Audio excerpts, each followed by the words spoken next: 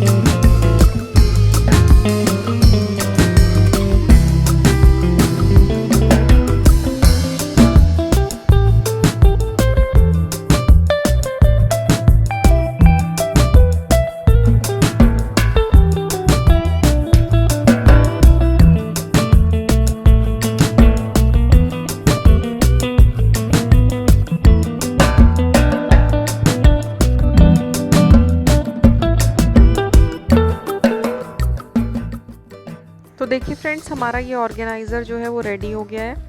मैं इसमें आपको रख के दिखा रही हूँ। किचन के लिए अगर हम रखेंगे तो इसमें आप छोटी छोटी क्लिप्स वगैरह रख सकते हैं। बहुत सारा सामान ऐसा होता है किचन में जो हमें ढूंढना पड़ता है, समझ में नहीं आता कि कहाँ पे रखें। और एक छोटी डायरी और पेन की तो हमेशा ही ज़रूरत पड़ती है। आजकल मोबाइल हर जगह चलता है किचन में भी, तो उसको भी आप यहाँ पर सेफली रख सकते हैं।